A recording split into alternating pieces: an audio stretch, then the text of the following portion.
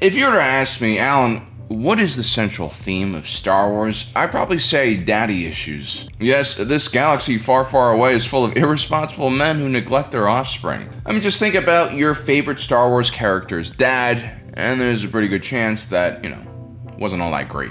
Now, it's actually been rumored that the creator of Star Wars, George Lucas, had problems with his own father growing up.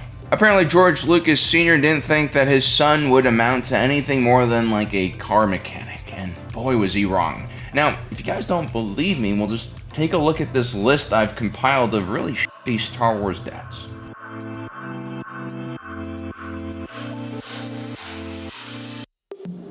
Almost every important Sith Lord during the modern era of Star Wars had a really terrible father, and there was also usually patricide involved as well. Take Darth Bane, for example. He was born near a cortosis mine to a man named Hurst. Hurst was an abusive father. He was also an alcoholic, and he blamed Bane for his mother's death, which I guess happened shortly after the pregnancy. Darth Bane was called Dessel back then, but his father's hatred of him was so intense that he would just call the young boy Bane, as in bane of his existence. Hurst would oftentimes go drinking and gambling after work and then just come home completely hammered and beat the snot out of young Dessel. But finally, at the age of 18, Bane would finally fight back, and his father would die as a result from a massive heart attack. Or that's what everyone thought. Little did Bane know, he actually used the Force to explode his father's heart. Darth Bane would go on to become one of the greatest Sith Lords in Star Wars history. He would be responsible for the destruction of the Brotherhood of Darkness and start the Rule of Two era.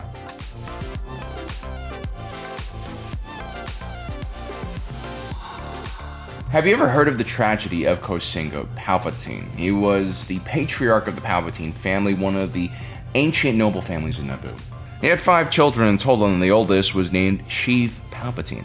Now, Palpatine would remember his father as a very weak individual whose only concern was maintaining the power and wealth that he basically inherited.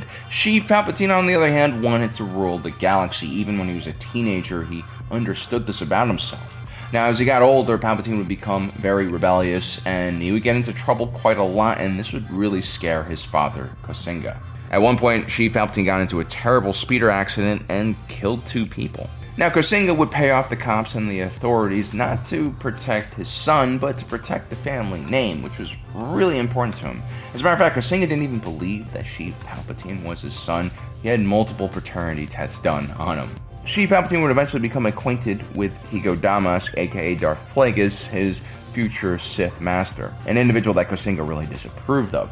Kosinga would actually try to separate Sheev from Darth Plagueis, and that was a huge mistake, and it sends Sheev Palpatine in a fit of rage, and he eventually kills his father. But before Kosinga dies, he does let Palpatine know that he also wanted to murder his son as well. So I guess they had that in common.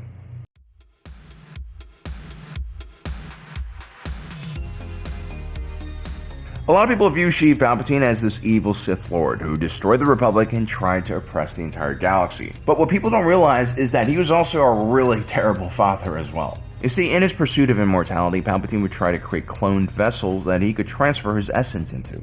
I wonder what Palpatine's essence smells like. It's probably musky.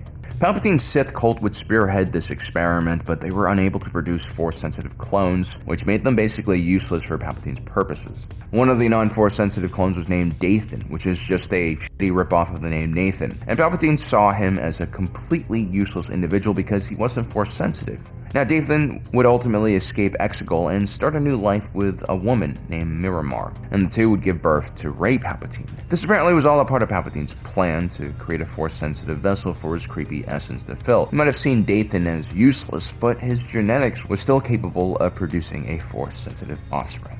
Now, before we continue our video, a quick word from our sponsor for today's video, ownersaber.com. They are the premier sellers of lightsabers with ethically sourced kyber crystals. And from July 3rd to July 31st, the entire store is going to be 30% off with free shipping. Plus now, ownersaber.com is offering the option to engrave the Wraith Bearer lightsaber with any phrase or name that's up to 10 characters long. All you have to do is add the Wraith Bearer special bundle into your cart and then type in the notes section what you want to be written on the saber hilt. Remember guys, you have to select the special bundle version to get the engraving. If you just select the Wraith Bearer from the Padawan Saber category, you will not get the engraving. I'll be linking everything down in the description below if you guys are interested.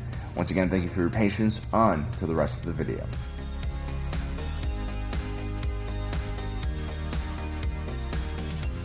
Jango Fett was a ruthless bounty hunter, and he was also known as the best of the best. He had fought in the Mandalorian Civil Wars, created his own syndicate, and mentored some of the most talented bounty hunters and mercenaries in the galaxy. But his lasting legacy will always be related to him shooting a load into a test tube on Kamino. Actually, we don't really know the specifics of how Kaminoan cloning works. But yeah, he becomes the template for the entire clone army of the Republic, and by all accounts, I think he really just did it for the money. And he got paid really, really well for it, and he actually had to spend more than like a decade basically on Kamino making sure the project went without a hitch. Not only did he provide the DNA for the army, he also helped develop a training regimen for his clone troopers. He also had a hand in almost all of the details surrounding the clone trooper program. Now, Jango Fett did have one identical clone that didn't suffer from the advanced aging that all of the other clones had. This clone, named Bubba, was considered the son of Jango. And Jango did a really good job raising him until he lost his head to Mace Windu. This happened right in front of Boba Fett and probably deeply traumatized him for the rest of his life. But overall, for a bounty hunter, Jango Fett was a pretty good dad to Boba. But the rest of the clones, the millions if not billions of troopers created in Jango's image, well, they were doomed to a short life of servitude full of death and destruction. And Jango Fett basically volunteered his own offspring for this purpose.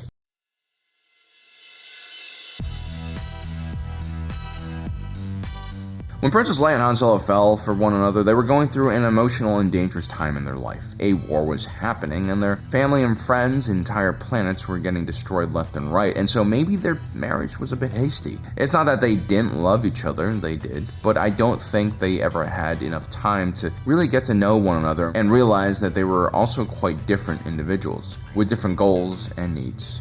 When Princess Leia gave birth to Ben Solo during the Imperial era, the young boy found himself being raised by two very absent and busy parents, and a Wookiee. Leia would shortly return to politics. The New Republic was becoming increasingly partisan and ineffective. Han began to race starships because, I guess, he was just bored and restless as usual.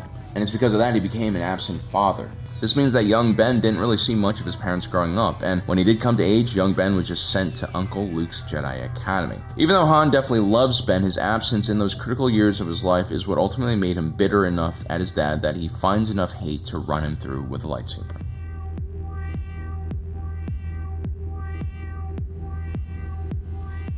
Now, some people might say that Anakin's not really that bad of a dad. As someone who literally had no dad, I imagine he would have really wanted to be a good father to his own children. And yes, he didn't know that his kids survived the fall of the Republic. Heck, he didn't even know he had twins. Plus, later on during the Galactic Civil War, Darth Vader sacrifices his life to save his son. But then I'm reminded of this scene on Mustafar where Anakin chokes his pregnant wife Padme, which is why they split in the first place. Anakin might have betrayed the Jedi and the Republic for her, but his anger would lead him to betray his own wife eventually as well. And because Anakin was an absent father, his twins would eventually hook up. I actually think there's like a small chance that Kylo Ren is also their incest baby. According to the lore, incest leads to the dark side. I mean, just look at Kylo Ren's face. That's not the offspring of two extremely beautiful people like Harrison Ford and Carrie Fisher. It's the product of incest.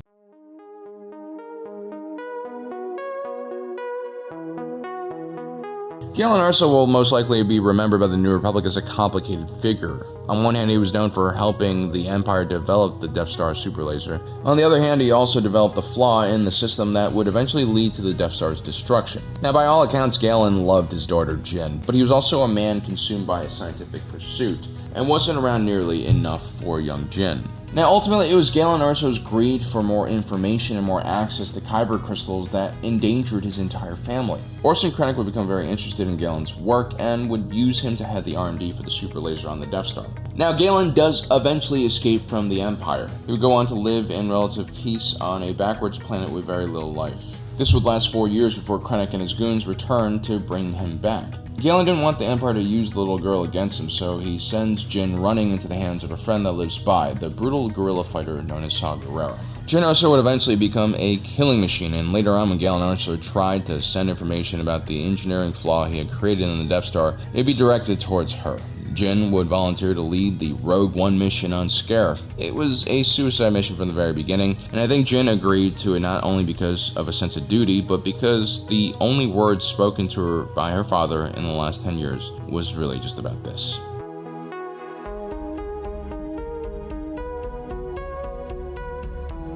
Dooku was born to one of the ruling families of the proud world of Sereno during the Old Republic era. The ruling families back in the day had united their forces together and kicked the Sith off of their world. This strong national sense of identity is an important part of these people's culture, but this also meant that there was a great deal of prejudice prevalent on the planet against Force sensitives. And Dooku's father, Count Gora, was no different. When Dooku was born, it was very clear that he was Force sensitive even when he was an infant. Count Gora was so dismayed and disgusted by this that he placed the baby in a basket at the edge of the woods and just kind of left it there. No wonder Count Dooku is terrified of uncertainty and the future. He's just living through that childhood trauma of being left in the woods as a baby.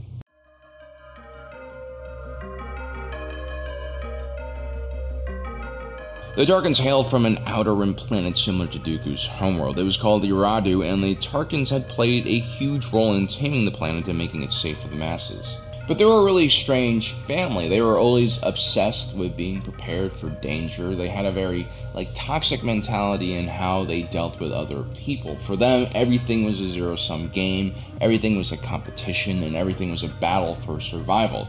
They had a really paranoid culture in that family. When Wilhuff Tarkin was just 16 years old, he had to take on the Tarkin Family Challenge. This involved him going to a wildlife area known as the Carrion Plateau. While there, he would have to survive the elements and also gigantic Iradu cats, armed with nothing more than a small knife.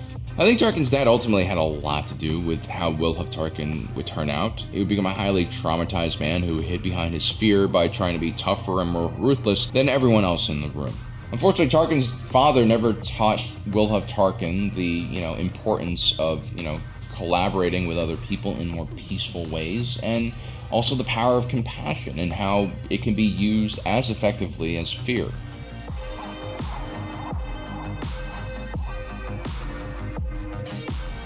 Brendol Hux had a dream of creating the perfect stormtrooper. You see, he had fought alongside the Jedi and clone troopers during the Republic era. He believed that there were no finer soldiers in the galaxy than them, and he attributed it to the way the Jedi and clones were trained and indoctrinated from birth, or at least at a very young age. Now, sometime during the Imperial era, Brendol Hux would have an illegitimate child named Armitage Hux. Brendol had very little time and compassion to spare for the young boy, and Armitage would grow to fear his father. Eventually, the young boy would just cling on to Grand Admiral Sloane for protection against him.